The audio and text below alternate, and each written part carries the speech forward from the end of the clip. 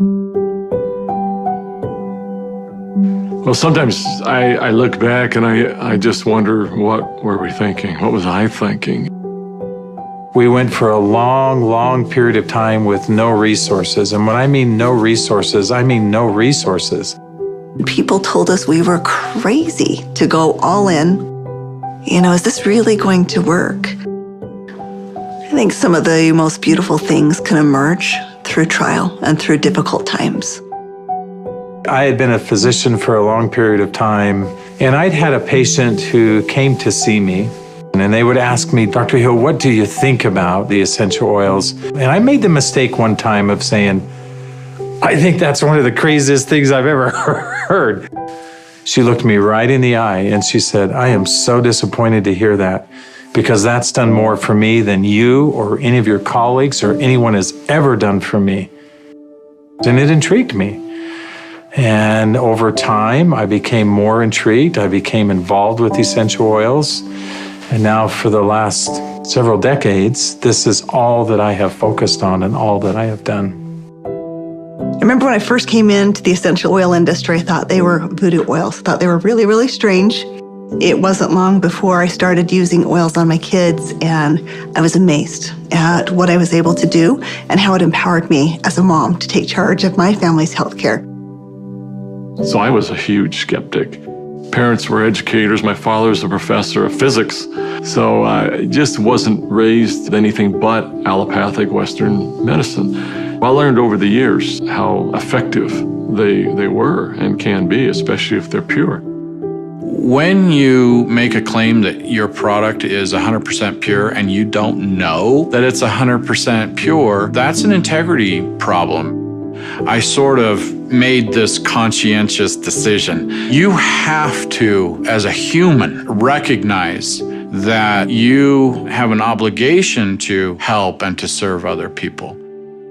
After working 10 years in the essential oil industry, I found myself leaving for integrity purposes because I knew that essential oils had to be pure. The desire of my heart was just to go home and raise my children.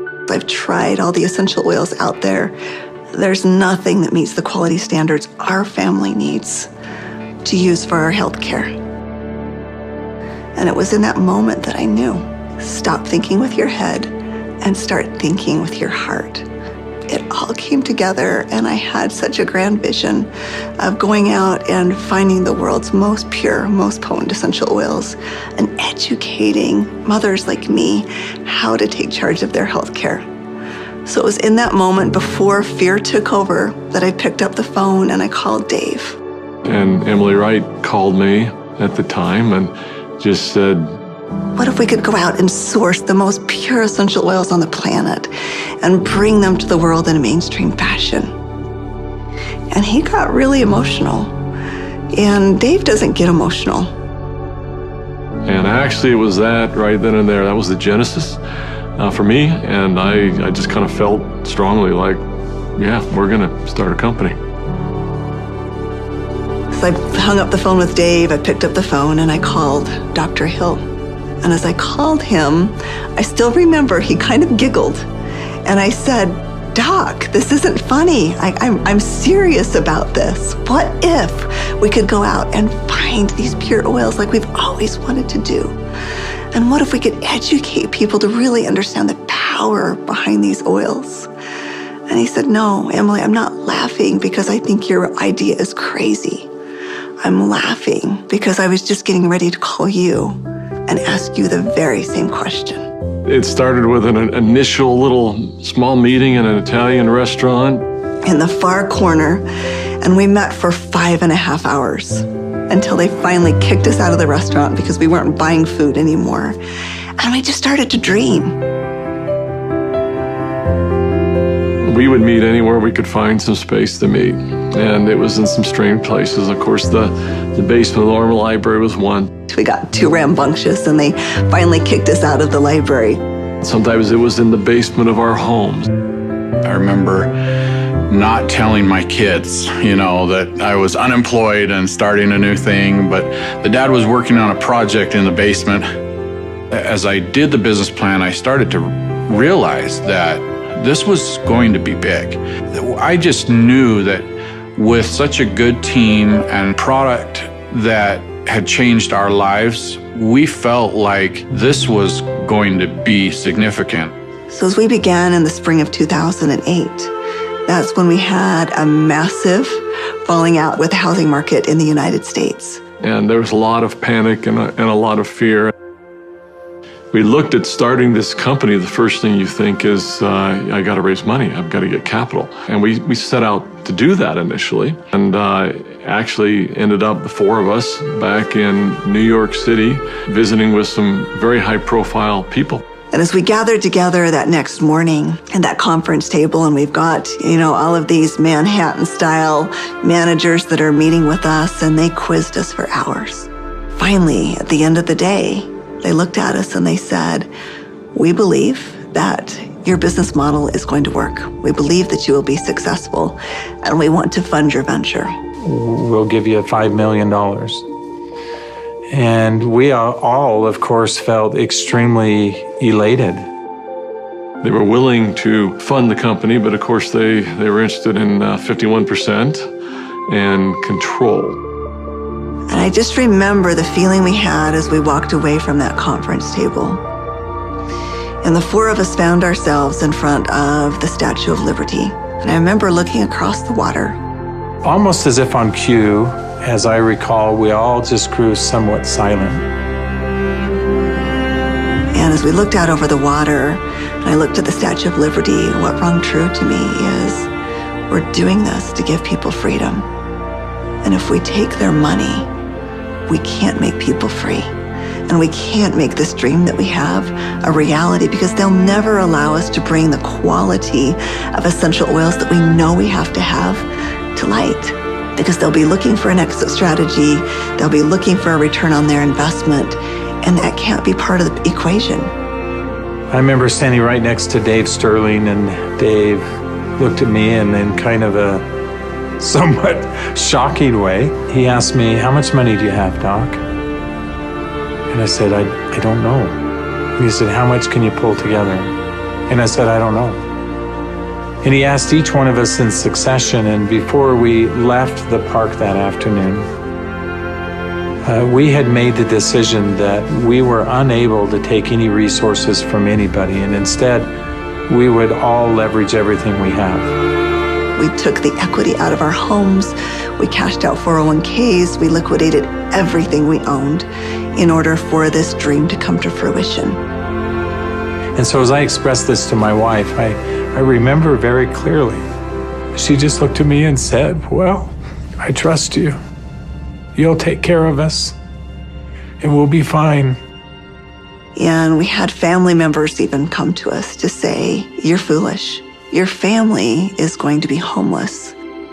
So we went all in, everything. We didn't hold anything back. We thought it would be for just a couple of months that we went without any income, but it was 13 months. Those final months, we're eating almonds and yogurt and telling our kids they can't go to dance practice and they can't play sports because we don't have enough money. But having that belief that it was all going to be worth it.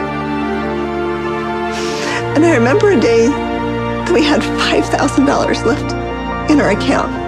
$5,000 because we had just put together this big oil order. And we didn't know how we were going to make payroll. We didn't know how we were going to make commissions. And just to see how doors open every single time, as long as we continued to step forward, the doors open. People ask me sometimes, how are you guys able to do what you did? And, but everybody rolled their sleeves up and we did every job. We did this job, this job, this job. I was supposed to go out and find these precious oils. So I started calling people, and every single person would say, "Of course, our oils are 100% pure." And that's when I realized almost all essential oils that are sold out there are sold through brokers. These brokers were very smart people, often having very sophisticated labs, and the oils were almost always changed. Most were not pure, most were synthetically created I had probably 100 plus different samples that had been sent to my home. And every time we would meet, Dave, Dr. Hill would say, Emily, have you found the oils yet? I'd have to say, not yet. Like, are we going down the right path? Is this really what we're supposed to do? And I remember one beautiful day, I opened up my doorstep and 5 oils showed up all on the same day. It was frankincense, lavender, tea tree, lemon, and peppermint. As I smelled these bottles, I called up Dave and I called up Dr. Hill and I said, I found the oils. I brought my camera because that was going to be a moment that I wanted to capture. And we pulled the lid off and smelled it. We were confident that these were the purest oils on the planet. I remember that first discussion we had. We talked about the culture of the company. What type of soul do we want doTERRA to have? And we realized that these oils are experiential. And we realized it had to be a person-to-person model. We had to bring people together. We've got to have a culture of giving back. We have to have a culture of caring. Locking arms with the people who are putting the seeds in the ground, who are harvesting these products. It's making sure that their needs are met. As I look back on it today with doTERRA, it's overwhelming to me to see the impact it is around the world. There's a lot of sacrifice, but again, those are days we look back on, with some pride. Sacrifice is a really important piece.